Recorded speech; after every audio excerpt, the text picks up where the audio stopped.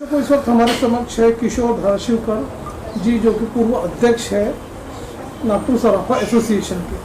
Sir, हम आपसे ये जानना चाहेंगे कि जो हाल ही में जो सरकार ने 2 जून से ज्वेलरी पे जो हॉलमार्क अनिवार्य किया हुआ है, तो काफ़ी ज्वेलर्स कुछ सपोर्ट में, कुछ उसके विरोध में भी है, और कुछ सरकार ने शर्तें भी ला दी है। तो उस बारे में आपका क्या आकलन है, उस बारे में बताइए। कोई भी कानून जब नया नया आता है तो शंका कुशंकाएं व्यापारियों में रहना स्वाभाविक है। और दूसरा क्या है कि व्यापारी अगर घबराता होगा तो अफसरशाही से घबराता है। इसका कारण यह है, पर्टिकुलरली सोना चांदी मार्केट के बारे में अफसरशाही से घबराने का मेन रीज़न ये है कि 1966 में गोल्ड कंट्रोल एक्ट आया था।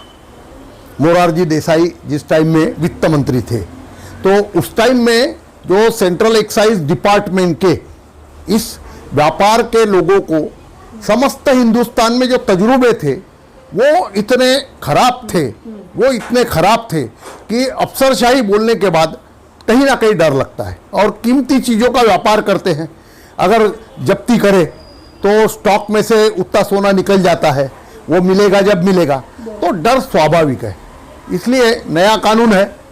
वैसे तो इस कानून का स्वागत करते हैं, क्योंकि इस कानून लागू होने से कस्टमर को सोने चांदी के व्यवसाय के बारे में एक विश्वसनीयता बढ़ेगी कि मैं सरकारी प्रमाणित, जैसे ISI मार्का होता है, ऐसी प्रमाणित ज्वेलरी मैं खरीद रहा हूँ। कानून तो पहले भी था मगर मैंडेटरी नहीं था, अभी मैंडेटरी हुआ है। मगर फिर भी उनके पास इतनी यंत्रणा पूरे देश में नहीं है कि वो पूरा कानून पूरे देश में लागू कर सके। इसलिए फिलहाल में उन्होंने 256 जिलों में, पूरे देश के 256 जिलों में जहां हॉलमार्किंग सेंटर्स है, ऐसी जगह लागू किया है। सरकार ने यह भी शर्त उसमें ला दी है कि जिनका बिजनेस 40 लाख हाँ, के ऊपर, बोल रहा था मैं, तो उन लोगों को पहले रजिस्टर्ड किया जाए, और वो जो रजिस्ट्रेशन है फ्री रहने वाला है। हाँ, उस बारे में सरकार के गाइडलाइंस है। इसका भी स्वागत करते हैं, क्योंकि कानून लागू होने के पहले BIS का जो पुराने कानून थे उसके अंतर्गत काफ़ी सारी दिक्कतें व्यापारियों को महसूस होती, कारण क्योंकि BIS में बहुत सारे व्यापारी ऑलरेडी रजिस्ट्रेशन लिया हुआ ही है।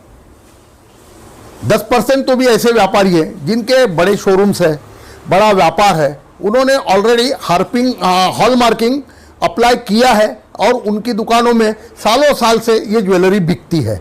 इसलिए व्यापारियों के लिए ये एकदम ही नया कानून है, ऐसी कोई बात नहीं है। BIS डिपार्टमेंट हर जगह है, जिसमें नागपुर में भी, नागपुर ये महाराष्ट्र की राजधानी है, तो नागपुर में भी BIS डिपार्टमेंट है, वर्किंग में है और संपर्क में भी है। इसलिए कानून का डर ये तो हर जगह होना चाहिए।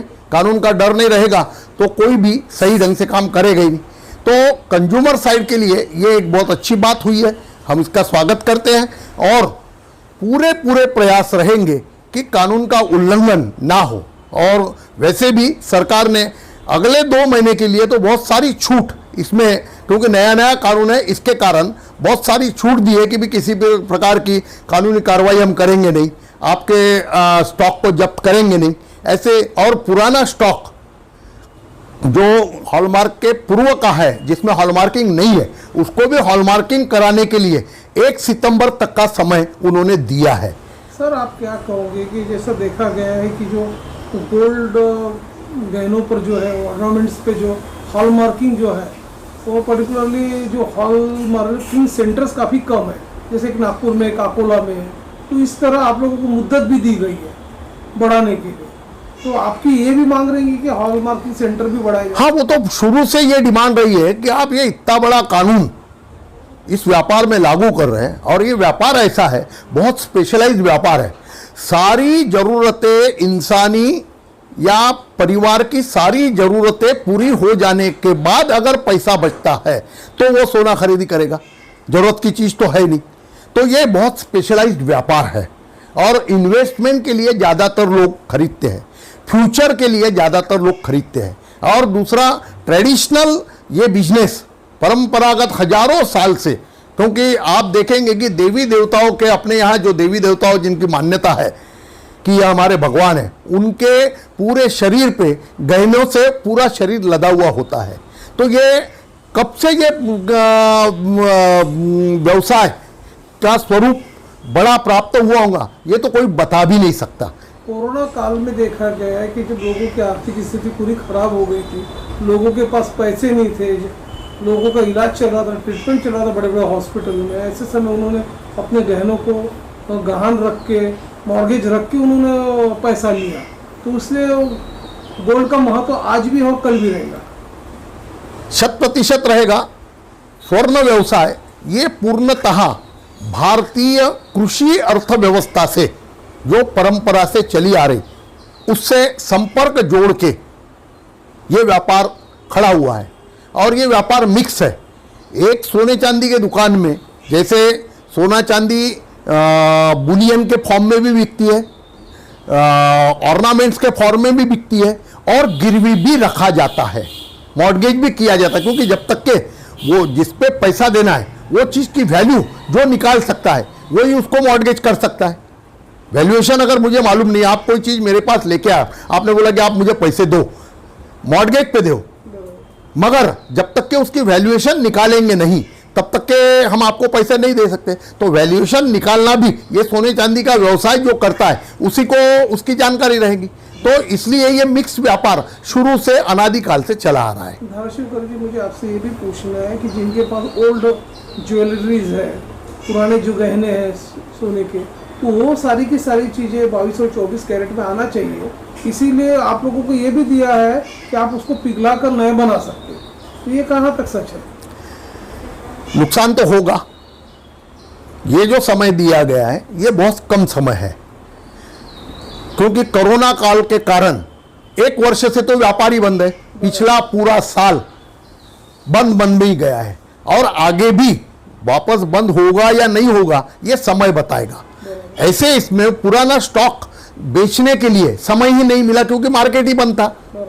तो इन्होंने जो 2 महीने का समय दिया है वो बहुत कम होता है। हमने 2 साल का समय, और हमारा तो कहना है कि आप ऐच्छिक रखो उसको, जो पुराना माल धीरे धीरे बिकता है बेचने दो। हाँ, उसमें ये कंडीशन जरूर रखो कि जिस कैरेट का वो माल है उस कैरेट के पैसे आपने ग्राहक से लेना चाहिए, ये कंपल्सन आप जरूर ला दो। मगर वो स्टॉक रिलीज हो जाए इसके लिए कानून में उन्होंने प्रावधान जो बहुत शॉर्ट पीरियड दिया है उसको लॉन्ग पीरियड करना चाहिए। इसका कारण है कि इसको गलाएंगे क्योंकि उसकी प्रोसेस है। जेवर नए सिरे से बनाने के लिए हॉलमार्किंग सेंटर में जाने के पहले तो जेवर मैन्युफैक्चर होगा, तो मैन्युफैक्चर होने के बाद हॉलमार्किंग सेंटर भेजने के लिए जो बहुत सारी प्रोसीजर है वो सारी प्रोसीजर एडॉप्ट करके करने में, और दूसरा उसमें नुकसान होता है। नुकसान ये होता है कि जैसे मैंने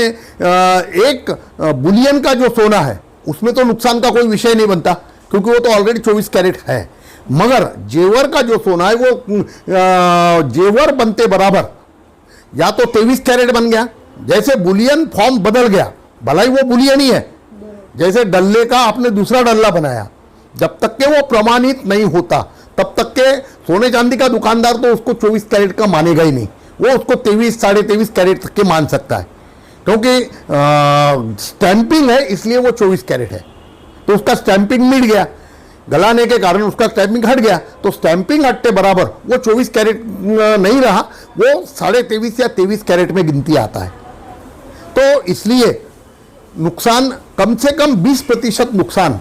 जैसे अगर समझ लो कि एक दुकानदार के पास 5 किलो का स्टॉक है तो वो 5 किलो का विदाउट हॉलमार्किंग का स्टॉक कन्वर्ट करने के लिए उसको जो गलाना पड़ेगा, तो 5 किलो के पीछे 20% के हिसाब से उसका 1 किलो तो सीधा नुकसान हो गया, सीधा नुकसान हो गया। ऊपर से मजदूरी की जो मार पड़ी, लेबर की जो मार पड़ी वो अलग से। इसलिए हमारी डिमांड है कि ये नुकसान हमारा क्यों कराते, ग्राहक तो लेता ही है, क्योंकि देखिए 22 कैरेट भी लेगा तो रिटर्न में तो उसको 22 कैरेट के ही पैसे आना है, कोई 24 कैरेट के पैसे तो आना ही नहीं है।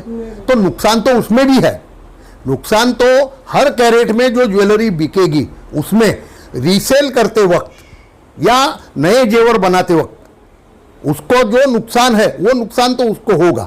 22 कैरेट का 22 कैरेट क्यों होगा, 22 कैरेट का 24 कैरेट मिलेगा नहीं। हाँ, 22 कैरेट का जब 24 कैरेट में कन्वर्ट करेंगे तो फिर 24 कैरेट के दाम उसको देंगे, मगर उसमें वेट लॉस जो आएगा वो तो कस्टमर को सहन करना ही पड़ेगा। नहीं, आप जैसे जो परंपरागत ज्वेलर्स जो है वो हो गया, और अभी जैसे बैंकिंग में हो गया, पोस्ट ऑफिस में हो गया, या निजी बैंक क्षेत्र जो है वो सारे के सारे गोल्ड को काफ़ी प्रमोट कर रहे हैं 22 और 24 कैरेट को। तो जैसे कि आप लोगों का हॉलमार्किंग बंधन कारक किया हुआ है 22 और 24 का, तो आप लोगों में और उनके बीच में क्या प्रतिस्पर्धा है? प्रतिस्पर्धा यह है कि कस्टमर को अवेयरनेस के लिए बहुत ज़्यादा प्रमाण पे शिक्षित करना पड़ेगा। अलग अलग माध्यमों से उनको ये समझाना पड़ेगा कि आप बैंकों से लेते हैं, पोस्ट ऑफिस से लेते हैं या सरकार की किसी भी एजेंसी से लेते हैं तो उसकी कॉस्टिंग बहुत ज़्यादा आती है। मुझे बताइए, जो अभी एक तरह से जो ये चल रहा है कश्मकश जो चल रहा है, एक प्रकार से जो संभ्रम चल रहा है, मतलब जो ग्राहकों के बीच में एक संभ्रम है, ये हॉलमार्किंग का जो मुद्दा भी उठा हुआ है, तो ऐसे में आप ग्राहक लोगों को क्या मैसेज देना चाहोगे? नहीं, ग्राहक को तो हम बोलेंगे कि जब सरकार खुद चाहती है कि प्रमाणित ज्वेलरी बिके तो दुकानदार ने भी प्रमाणित ज्वेलरी अब उसको बेचना ही पड़ेगा, तो ग्राहक प्रमाणित ज्वेलरी लेगा ही लेगा। मगर फिर भी प्रमाणित ज्वेलरी लेने के बावजूद भी अच्छी दुकानों से ले, जिनका रेपुटेशन है, ऐसी दुकानों में जावे।